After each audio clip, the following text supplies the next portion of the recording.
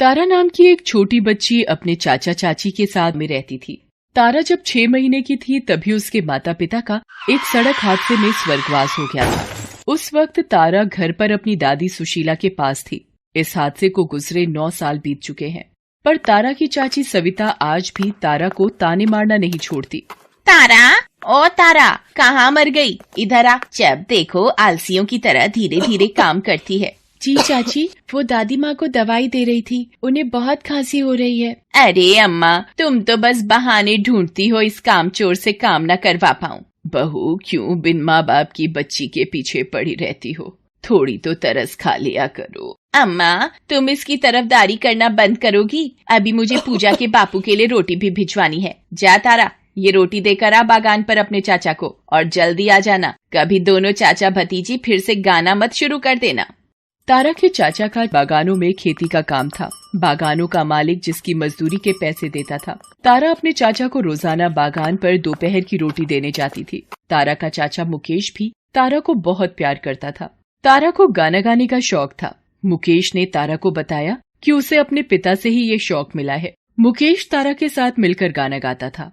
तारा की आवाज बहुत ही सुरीली थी, पर सविता को तारा के गाना गाने से नफरत थी। सविता चाहती थी कि तारा गाना न गाए करे।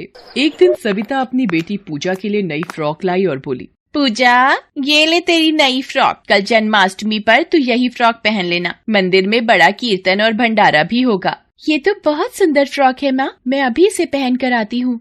बहू, जब तुम पूजा के लिए नई फ्रॉक लाई हो तो एक फ्रॉक तारा के लिए भी ले आती।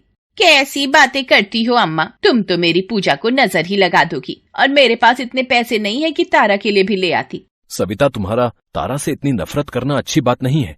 रहने दो जी, तुम तो बस तारा के गुण गाते रहना। अगले दिन जन्माष्टमी का समारोह होता है। सब मंदिर जाते हैं। मंदिर के पुजारी को पता होता है कि तारा बहुत अच्छे भजन गाती है। पुजारी तारा को भजन गाने के लिए कहते हैं। मुकेश के कहने पर तारा भजन गाना शुरू करती है। यशोमती मैया से बोले नंद लाला, यशोमती मैया से बोले नंद लाला, राधा क्यों गोरी मैं क्यों काला, राधा क्यों गोरी मैं क्यों काला। हर कोई तारा की तारीफ करता है। ये सब देखकर सविता और जलन से भर जाती है और गुस्से में पूजा को लेकर घर आ जाती है। सविता मन ही मन सोचती है, इसका कुछ तो करना ही पड़ेगा। दिन पर दिन इसके पढ़ निकलते जा रहे हैं। मंदिर में तो ऐसे भजन बोल रही थी जैसे कि बहुत बड़ी गायिका हो। इसकी वजह से पूजा के बापू भी मेरी और पूजा की तरफ ध्यान नहीं देते। एक दिन बागान का मालिक खेती के सामान के लिए मुकेश को दूसरे शहर भेज देता है। सविता मौके का फायदा उठाने का सोचती है और तारा को बाजार से सामान लाने भेजकर वो पीछे से किसी को फोन मिलाती है।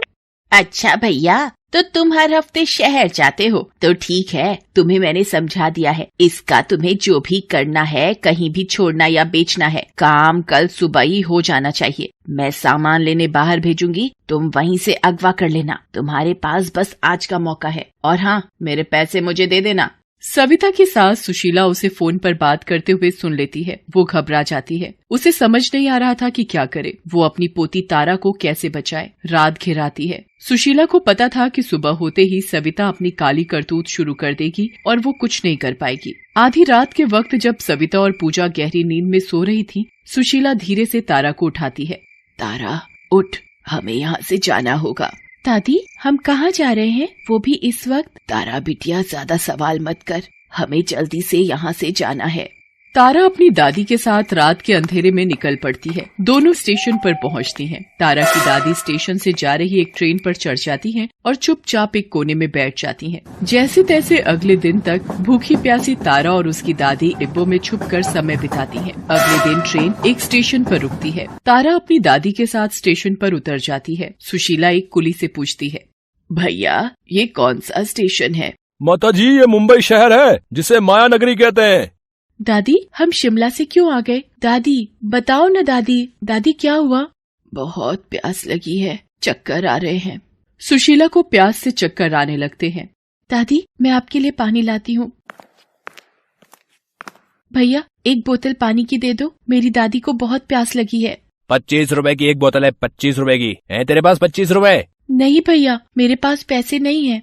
तो चल जा यहाँ से, बढ़िया ही पानी की बोतल मांगने वाली। अरे तेरे जैसे हजारों लोग रोजाना यही नाटक करते हैं यहाँ पर, भिखारिन कहीं की। चल निकल यहाँ से। दो व्यक्ति आपस में बात कर रहे होते हैं। तारा उनके पास जाती है। भैया, मेरी दादी को बहुत प्यास लगी है, मुझे एक बोतल पानी के लिए पैसा दे दो भैया। अरे ये भिखारी भी ना अपने घर वालों की बीमारी का बहाना करके रोटी पानी का इंतजाम करते रहते हैं। अच्छा ठीक है, तुझे पानी की बोतल चाहिए? मैंने देखा है भिखारी तो गा कर पैसा कमाते हैं, पर तू तो रो कर पैसा कमा रही है। चल कोई गाना सुना पहले, फिर मिलेंगे पैसे, ठीक है? दोनों व्यक्ति तारा की मजबूरी का मजाक बनाते हैं। तारा को अपनी दादी के लिए पानी लेना था, इसलिए वो गाना गाना शुरू करती है। यशोमती मैया से बोले नंद लाला, यशोमती मैया से बोले नंद लाला, राधा क्यों गोरी मैं क्यों काला, राधा क्यों गोरी मैं क्यों काला। अरे आवाज तो तेरी बड़ी मीठी है लड़की, है? चल इसी बात पे ये ले ₹25, जा अपनी दादी को पानी पिला दे जा। तारा पानी वाले से बोतल खरीद कर सुशीला को पानी पिलाती है। थोड़ी देर बाद सुशीला होश संभालती है। सुशीला तारा को लेकर वहीं स्टेशन पर ही दिन गुजारने लगी। तारा गाना गा गा कर अपनी दादी के साथ भीख मांगती और जो पैसे मिलते उनसे वो दोनों मिलकर कुछ खाती। सुशीला तारा को सविता के चंगुल से तो छुड़ा लाई थी, पर अब वो अकेली बूढ़ी क्या करती। अनजान बड़ा शहर था मुंबई उन दोनों के लिए। धीरे धीरे दिन बीतने लगे। एक दिन तारा भीख मांगते हुए वही गीत दोहरा रही होती है। एक आदमी एक औरत के साथ ट्रेन से उतरता है। वो तारा को गाना गाते हुए सुन लेता है। यशोमती मैया से बोले नंद लाला, यशोमती मैया से बोले नंद लाला, राधा क्यों गोरी मैं क्यों काला। भावना, ये इतना सुरीला गीत कौन गा रहा है? आवाज वहाँ से आ रही है, आओ देखते हैं। बेटी, अभी वो गीत तुम ही गा रही थी? जी बाबूजी। एक बार मेरे लिए दोबारा वही गीत गुनगुनाना। यशोमती मैया से बोले नंद लाला, यशोमती मैया से बोले नंद लाला, राधा क्यों गोरी मैं क्यों काला, राधा क्यों गोरी मैं क्यों काला। बहुत सुंदर और मीठी आवाज है तुम्हारी। तुम कहाँ रहती हो बेटी?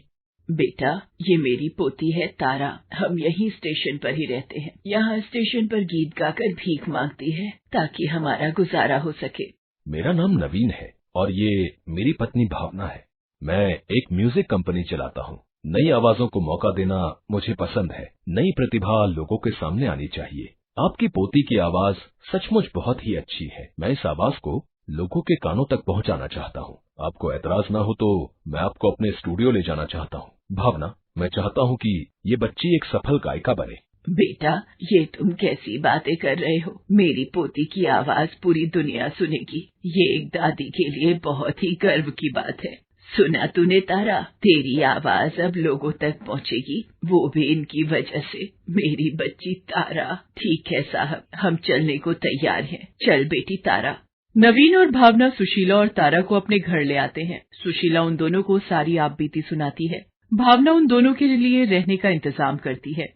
धीरे धीरे तारा को अभ्यास के द्वारा पूर्ण शिक्षा देकर नवीन तारा की आवाज में एक गीत लोगों तक पहुंचाता है। तारा की आवाज लोगों को बहुत पसंद आती है और हर तरफ तारा की तारीफ होती है। सोशल मीडिया भी सिर्फ तारा की खबरों से भरा हुआ था। हर अखबार बस यही खबर छाप रहा था कि किस तरह एक भिखारिन बनी गायिका। नवीन और भावना भी तारा के लिए बहुत खुश थे। माताजी, आपको पता है तारा ने तो कमाल कर दिया है। हर तरफ बस तारा की आवाज की तारीफ हो रही है। ये आप दोनों की मेहरबानी है बेटी। आज आपने मेरी बदकिस्मत कही जाने वाली तारा को किस्मत वाली तारा बना दिया। आपका ये एहसान हमेशा रहेगा बेटी। माताजी, ये सब तारा की आवाज का जादू है जो इसे ये मुकाम मिला। कल टीवी पर तारा का इंटरव्यू है तो हमें समय से पहुंचना है। भावना, तारा को तैयार करने की जिम्मेदारी तुम्हारी है। उधर शिमला में जब मुकेश वापस आता है तो माँ और तारा को ना पाकर दुखी होकर उनकी तलाश में कई महीनों तक दर दर भटकता है। एक दिन चाय की दुकान पर वो अखबार में तारा की फोटो देख लेता है और मुंबई जाने के लिए निकल पड़ता है। शहर पहुंचकर वो बाजार में दुकानों पर लगे टीवी में तारा को देखता है। वो खुशी से फूला नहीं समाता और रोने लगता है। स्टूडियो का पता पूछते हुए वो नवीन से मिलता है। नवीन उसे तारा और सुशीला से मिलवाता है। अम्मा, तारा, मैंने आप दोनों को बहुत ढूंढा पर आप दोनों मुझे नहीं मिले। ये तो मैंने अखबार में तारा की फोटो छपी देखी तो यहाँ तक पहुँचा। माँ, मुझसे क्या गलती हो गई थी जो आपको घर छोड़ना पड़ा? नहीं बेटा, बस वो समय ही खराब था जो हमने ये कदम उठाया। चाचा, मुझे आपकी बहुत याद आ रही थी। चाची और पूजा नहीं आए आपके साथ मुझे मिलने? भूल जा अपनी चाची को, वो तेरी चाची कहलाने लायक नहीं है। नहीं मुकेश, तू बहू को ऐसे अकेला छोड़कर नहीं रह सकता। कितने महीनों से वो भी तेरे लिए परेशान होगी। चाचा, मुझे चाची और पूजा के पास ले चलो।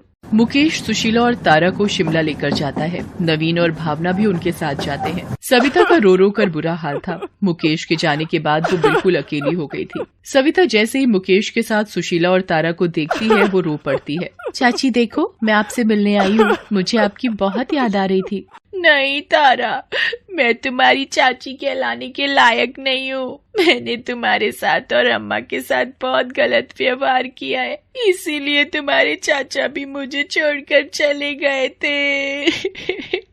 अपने आप को अब इतना दोष मत दो बहू, जो होना था हो गया। अब तुम पूजा की ही तरह तारा की भी माँ बनकर उसकी देखभाल करो। आज तारा ने इतना ऊंचा मुकाम हासिल किया है, फिर भी ये आपको ही याद कर रही थी। ये आपसे बहुत प्यार करती है। सविता तारा को गले लगा लेती है और उस दिन के बाद सब मिलकर मुंबई में ही खुशी खुशी रहने लगते हैं। तारा को नवीन और भावना की वजह से एक ऊंचा मुकाम मिला था, जिसकी वो हमेशा आभारी थी। Thanks for watching.